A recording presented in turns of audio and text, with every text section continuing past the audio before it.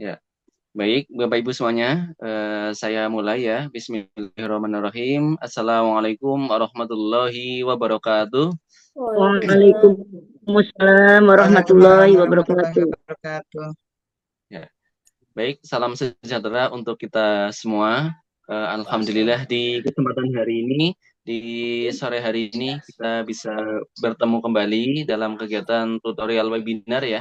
Ini yang ketiga ya, mata kuliah bermain dan permainan anak ya, untuk anak usia dini. Ya, izinkan saya untuk menyampaikan materi ini berkaitan dengan penerapan gerak dan lagu di lembaga PAUD dan juga pentingnya kegiatan bermain ya untuk anak usia dini. Nah, perlu diketahui bahwasanya biasanya, nah yang kita rasakan ya Bapak Ibu semuanya, nah tentunya kita pasti akan mendapatkan manfaat ya setelah kita bergerak misalnya, setelah kita bernyanyi ya, nah pasti akan dapat manfaat. Selain sehat juga kita biasanya akan mendapatkan rasa have fun ya atau senang. Nah, pembelajaran dari mata kuliah ini ya atau tujuan perkuliahannya, yang pertama kita bisa memahami konsep ya, konsep gerak dan lagu serta karakteristiknya di dalam pembelajaran PAUD. Nah, kemudian yang kedua adalah menjelaskan manfaatnya berkaitan dengan manfaat gerak dan lagu serta bisa menerapkan aktivitasnya dalam kegiatan di kelas ya. Nah, di lingkungan belajar.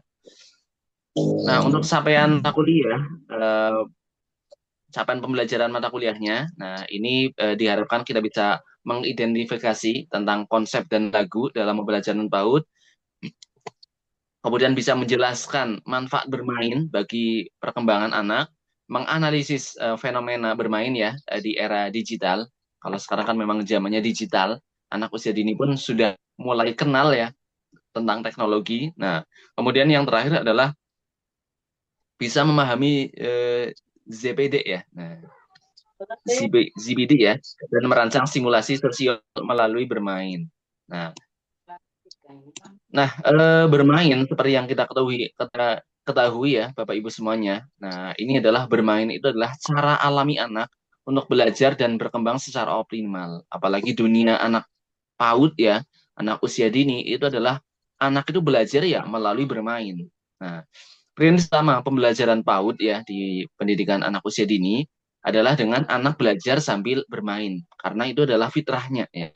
Pembelajaran harus menyenangkan, bisa melibatkan aktivitas gerak, lagu serta eksplorasinya. Makanya kita harus merancang kegiatan pembelajaran di PAUD itu tentunya dengan menyenangkan, bermakna ya. Nah, dan juga bisa meningkatkan kecerdasan termasuk mungkin perkembangan sosial yang lainnya misalnya. Berikutnya tentang gerak dan lagu. Nah, gerak lagu artinya kombinasi antara musik, nah atau lagu ya, nyanyian dan juga gerakan tubuh di dalam pembelajaran. Nah, pada prinsipnya gerak lagu ini itu harus ini bisa menyenangkan. Yang namanya gerak dan lagu, artinya kegiatan ini bisa menggembirakan anak. Anak ini bisa melakukan gerakan yang mudah diikuti. Adalah interaktif ini prinsipnya. Melibatkan partisipasi aktif anak dalam bernyanyi dan bergerak bersama. Kemudian yang ketiga adalah motorik dan bermainnya ini. Mengembangkan kemampuan motorik sambil bermain dan bereksplorasi. Jadi selain mereka have fun, juga motoriknya juga berkembang ya. Berikutnya tentang karakteristik gerak dan lagu.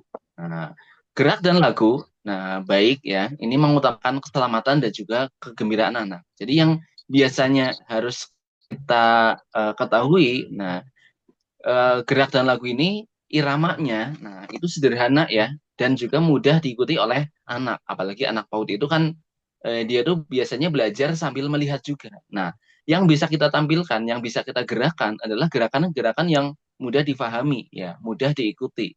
Kemudian adanya interaksi sosial antara anak dalam kelompok. Nah, anak bisa mencerna, bisa berinteraksi ya, dan penggunaan lirik ya, disertai ekspresi wajah yang ceria. Nah, anak-anak biasanya kan akan kenal lagu, jika lagunya itu ya yang ceria, yang di situ bisa memberikan semangat dan tidak perlu panjang. Nah, tetapi di situ bisa diulang-ulang ya, pun akan lebih cepat nangkepnya. Nah, tujuan gerak dan lagu yang pertama adalah motorik kasarnya ya, tentunya akan berkembang, mengembangkan kekuatan ototnya, keseimbangan, dan juga kelincahannya. Kemudian yang kedua tentang koordinasi dan percaya diri. Ini melatih koordinasi tubuh dan juga membangun rasa percaya diri anak. Anak akan semakin tampil percaya diri. Nah, pede ya. Kemudian dari bahasa dan kreativitasnya, nah ini tentunya mengembangkan bahasa ya, dan juga mengembangkan kreativitas anak. Nah, secara fisik maupun emosionalnya, nah itu pasti akan berkembang juga. Nah, termasuk kognisinya, bahasanya juga, nah itu akan berkembang. Nah, manfaatnya, nah ini bagi aspek perkembangan ya, tentunya ya, bagi fisik dan motoriknya itu juga pasti akan melibatkan koordinasi tubuh ya, meningkatkan koordinasi tubuh, keseimbangan juga.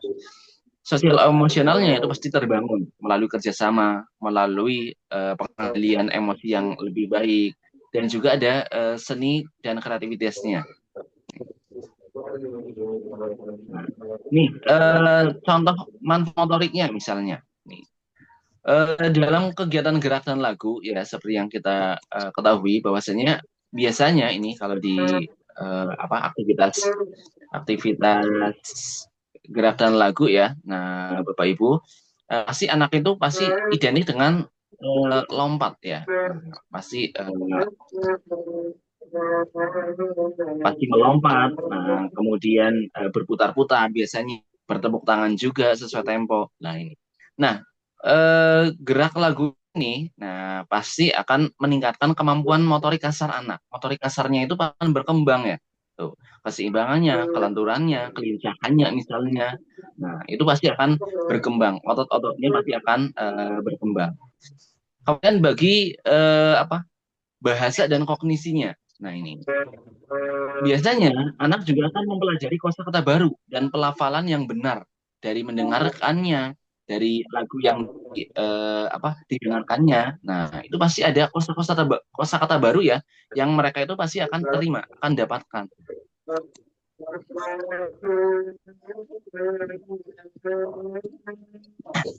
Kemudian berikutnya tentang manfaat sosial emosionalnya. Nah, melalui gerak dan lagu, anak-anak ini akan belajar bekerja sama ya, membangun rasa percaya diri tadi ya, emosionalnya juga bisa lebih terkontrol. Nah, kemudian bisa memahami, oh iya, saya harus bermain sportif misalnya. Oh, saya harus nggak emosi kalau misalkan saya kalah. Nah, pasti adalah di situ bisa mendapatkan manfaat sosial emosionalnya. Gitu. Bagaimana bermain ini nah, bisa mengajarkan anak berbagi dan bisa menghargai.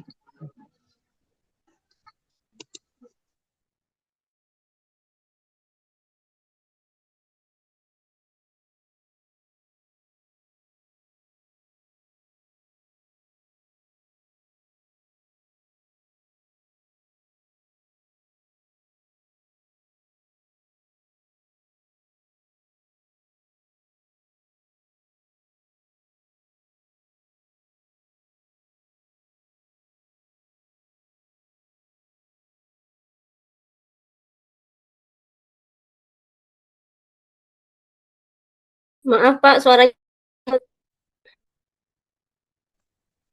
Ya, sudah terdengar lagi nggak? Oh, ya. Nah, Bisa, Pak. nggak ada baik. apa.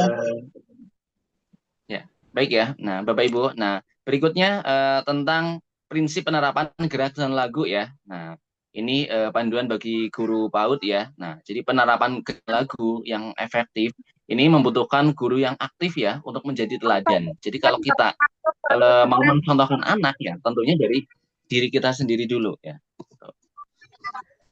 Biasanya anak itu akan melihat gurunya.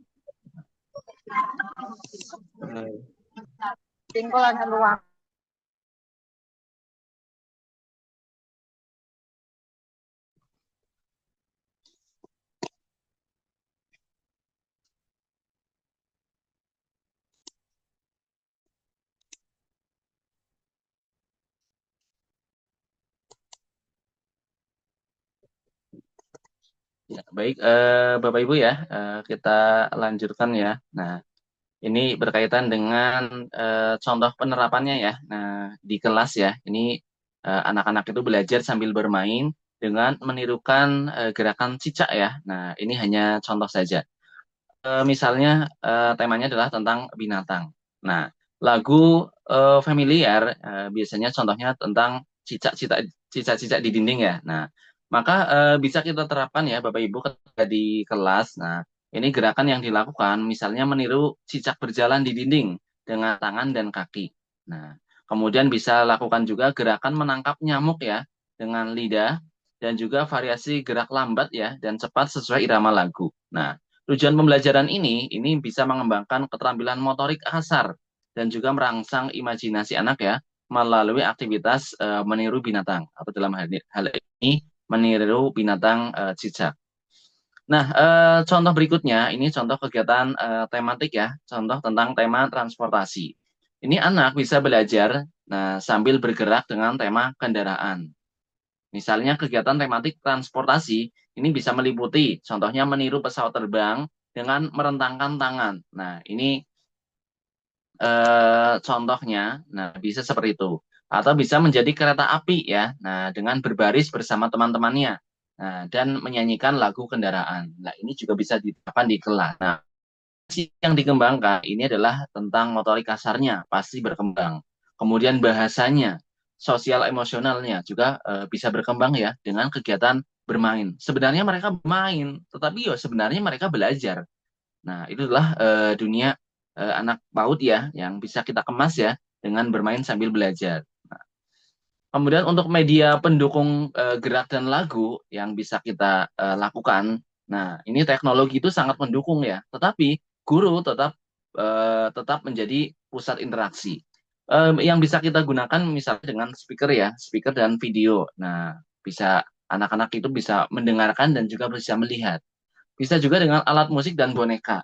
Apalagi bisa kita terapkan juga ya dengan flashcard ya edukatif. Nah, ini bisa mengenal kosakata, gerakan juga, nah atau konsep secara visual. Nah, berikutnya tentang kendala dan solusi. Kadang kan kita menjumpai kendala ya ketika penerapan di kelas ya. Nah, ini solusinya seperti apa? Misalnya kita mau mengatasi nih. Nah, anak itu masih malu ya untuk bergerak ya. Nah, ini masih malu. Lah, tentunya bisa kita kembangkan ya dengan gerakan yang sederhana misalnya. Kemudian misalkan kita jumpai anak yang kurang pede misalnya. Nah, ini bisa kita kembangkan juga ya. Nah, di kelas dengan lagu yang mereka bisa dengar ya atau sering dengar lagu favorit mereka misalnya. Hmm. Kemudian ruang terbatas misalnya. Nah, misalkan dengan contoh langsung ya. Nah, atau mungkin bisa di luar kelas pun bisa ya. Nah, kemudian anak yang terlalu aktif ya. Nah, ini bisa kita berikan suasana yang aman misalnya. Nah, itu bisa kita terapkan juga ya. Berikutnya tentang bermain ya sebagai aktivitas alami belajar. Nah, kalau tadi tentang gerak dan lagu, ini tentang bermain ya sebagai aktivitas alami belajar anak. Jadi bermain adalah aktivitas alami yang mendukung belajar dan perkembangan anak. Jadi melalui bermain, anak itu pasti akan belajar berinteraksi dengan orang lain, mengembangkan kemampuan berpikirnya mereka juga, berkomunikasi, dan mengenal lingkungan sekitarnya. Nah, itu pasti yang mereka dapatkan seperti itu. Jadi bermain itu bukan hanya membuang waktu, bukan, melainkan proses belajar ya yang utama bagi anak usia dini. Ya karena dunia anak adalah dunianya bermain. Mereka anak-anak PAUD ya dengan bermain ya sambil belajar yang bisa kita terapkan juga ya. Jadi bukan hanya bermain saja, tetapi segala proses itu ya mereka dapatkan. Nah, perkembangan mereka juga eh, berkembang ya. Tuh, aktivitasnya juga berkembang. Nah, berikutnya tentang hakikat bermain bagi anak usia dini. Nah, ini yang harus kita pahami bahwasanya bermain adalah aktivitas yang bermakna ya bagi setiap anak. Setiap permainan pasti memiliki tujuan perkembangan. Nah, meskipun anak melakukannya secara alamiah tanpa paksaan. Nah, bermain adalah kegiatan alami yang muncul dalam diri anak secara spontan. Nah, itu pasti. Itu hakikatnya anak usia dini ya pasti ya bermain. Tapi bagaimana kita kembangkan dengan bermain sambil belajar. Karena adalah kebutuhan mereka. Nah, bermain adalah kebutuhan mereka. Nah, untuk jenis bermain, ini untuk kategori bermain anak usia dini. Nah, ini adalah bermain sensori motor yang bisa kita kemas ya, bermain sensori motor, bermain konstruktif ya, nah, misalkan dengan puzzle, Lego atau misalkan yang lain, bermain dengan simbolik ya, tadi ya, misalkan dengan apa flashcard misalnya. Nah, bermain sosial. Nah, misalkan dengan bermain di luar misalnya, bermain ular tangga, bermain keretaan misalnya, nah dan yang lainnya misal. Nah, bermanfaatnya, nah ini pasti ya tadi bisa motorik dan kognitifnya berkembang, sosial emosionalnya juga berkembang. Nah, tentunya yang tidak kalah penting adalah pengembangan kreativitas mereka juga ya, membangun kemandirian juga, kepercayaan diri mereka juga berkembang, termasuk karakter mereka. Nah, mengelola emosi bagaimana, bisa berinteraksi, bekerja sama. Nah, termasuk manajemen stres mereka itu juga akan terlatih ya. Nah, bagaimana mereka itu bisa memahami bahwasanya bermain itu ya pasti ada kalah ada menangnya. Nah, bagaimana mereka itu tidak stres atau mungkin tidak terbawa sampai emosionalnya itu yang meledak-ledak misalnya. Nah, itu kan adalah karakter mereka, karakter yang harus kita latih ya, harus kita pahami ya sebagai guru. Berikutnya tentang bermain dan kreativitas. Jadi melalui bermain, anak itu banyak belajar berimajinasi sebenarnya, berkreasi juga, termasuk memecahkan masalah. Nah, maka yang bisa kita terapkan misalnya di lingkungan belajar mereka, misalkan di sekolah misalnya. Nah, ini membuka ruang bagi anak untuk mengembangkan ide-idenya gitu, yang bisa dieksplorasi ya, tanpa tentunya dengan arahan kita sebagai guru ya. Jadi bukan bermain tanpa batasan bukan ya. Nah, tetapi bermain yang sebenarnya bisa kita terapkan ada rambu-rambunya. Nah, bahkan bisa kita eksplor juga kreativitas mereka. Contohnya misalkan ini, kotak kardus ya, bisa menjadi mobil-mobilan atau rumah-rumahan juga, atau bisa kita bikin sebagai kapal. Nah, ini kan bisa bikin juga ya bersama anak ya, melatih kreativitas anak. Oh, misalkan mau bikin rumah-rumahan ya dengan kardus, tetapi bisa digunakan sebagai media mereka juga, belajar juga, bisa juga digunakan untuk mainan mereka juga. Nah, inilah bermain dan berkreativitas. Nah, berikutnya yang kadang kita terlupa, nah bahwasanya mereka, nah kondisi sekarang itu pasti sudah mengenal gadget ya, Bapak Ibu. Nah, dampak positif dan negatif, nah itu pasti kita harus pahami ya. Nah, jadi fenomenanya itu kan anak lebih banyak bermain gadget ya. Jadi kurang interaksi dan aktivitas fisiknya. Apalagi kalau di rumah yang mungkin kita nggak tahu ya. Nah, kalau di sekolah ya it's okay mereka tanpa gadget. Tapi kalau di rumah ya pasti mungkin dari orang tuanya sibuk atau mungkin bekerja dan lainnya. Nah, pasti mereka sudah kenal gitu yang namanya gadget itu loh. Nah, kemudian dampak positifnya, nah yang bisa kita pahami adalah media belajar interaktif. Nah, kemudian pengenalan teknologi sejak dini itu pasti bermanfaat. Tetapi yang harus kita pahami juga adalah dampak negatifnya. Bagaimana gadget itu pasti akan menimbulkan resiko kecanduan, termasuk masalah konsentrasinya berkurang misalnya, kurang bersosialisasi dengan teman sebayanya karena mereka sedang asik, mereka sedang lebih asik sendiri ya dunianya dengan gadgetnya. Nah, maka ini yang sebenarnya mungkin PR ya, tantangan kita sebagai guru tentang fenomena gadget ya bagi anak usia dini. Nah, bagaimana kita sebagai guru, nah bisa menyeimbangkan, termasuk bisa mengedukasi ya. Nah, bahwasanya penggunaan gadget itu harus diatasi ya, harus digunakan dengan bijak. Tuh. Jadi prinsip utamanya adalah teknologi itu melengkapi ya. Sebenarnya teknologi itu adalah melengkapi, tetapi tidak bermain tetapi tidak menggantikan bermain nyata.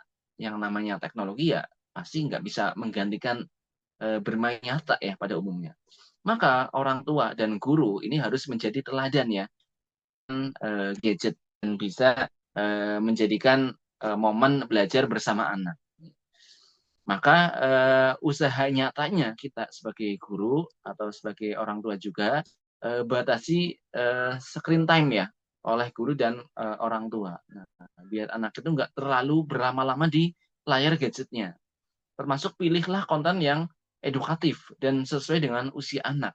Nah, mereka misalkan butuh perkembangan bahasanya. Nah, bagaimana kita bisa memilih konten-konten yang edukatif, konten-konten yang bisa di situ mengedukasi anak gitu ya. Mungkin dengan video-video bagaimana mengeja, memberikan kalimat misalnya gitu. Dan dorong bermain aktif dan interaksi sosial yang nyata. Nah, jadi biar tidak kecanduan, nah bagaimana kita bisa alih dengan bermain bersama temannya, dengan dunia nyata mereka gitu ya. Nah, itu yang eh, bisa kita terapkan juga ya. Nah, untuk bisa memahami bahwasanya mereka adalah dunianya bermain, tetapi bermain yang bermanfaat ya. Nah, tidak terlalu lama di gadget mereka gitu. Berikutnya tentang teori Vygotsky ya, tentang ZPD ya, nah, atau ZPD ya, Zone of Proximal Development ya. Ini adalah teorinya Vygotsky ya, yang menekankan pentingnya scaffolding ya dalam pembelajaran anak usia dini. Jadi Zone of Proximal Development atau ZPD ini adalah jarak antara kemampuan anak ini dengan kemampuan potensial yang dapat dicapai dengan bantuan orang dewasa atau teman sebayanya yang lebih mampu. Jadi inti konsep ini adalah anak itu belajar lebih baik dengan bimbingan dan dukungan yang tepat. Jadi anak itu kan kadang nggak ada batasan gitu ya. Nah, ketika bermain, ketika belajar misalnya gitu ya. Nah, bagaimana konsep BD ini? Nah, berarti kita harus bukan tuh. Nah, anak itu harus dibimbing. Ada tahapan-tahapan ya yang dilalui mereka. Nah, bagaimana kita sebagai guru bisa memberikan bimbingan, bisa memberikan dukungan yang tepat ya untuk belajar mereka.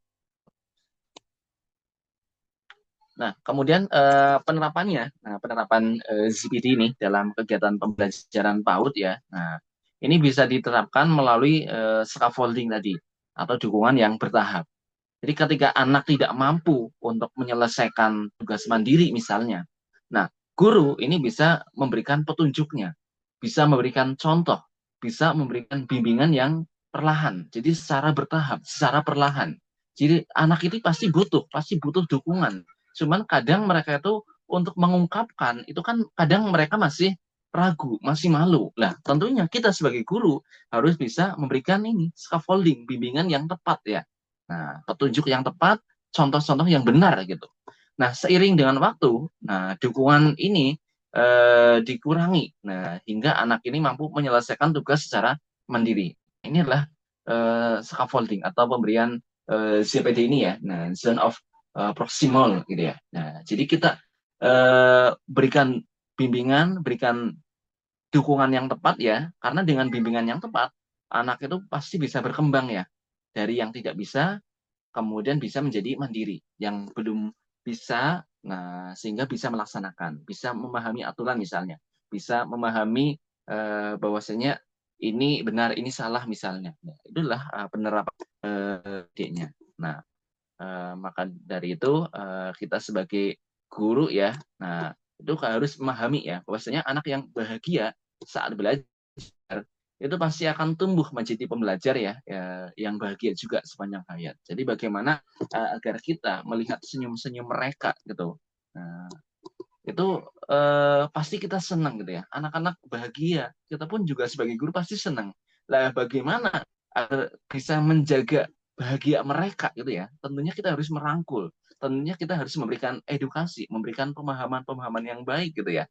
Bermain yang baik, bermain yang aman ya. Tentunya dengan bimbingan kita ya. Nah, arahan dari kita, petunjuk dari kita. Sehingga mereka itu tidak terbebani. Belajar mereka, bermain mereka itu tidak terbebani. Nah, karena kita sebagai guru pun bisa memberikan motivasi yang tepat ya. Nah, bisa memberikan arahan yang tepat ya. Nah, atau dukungan yang tepat, baik moral, baik fisik juga ya. Nah, itu.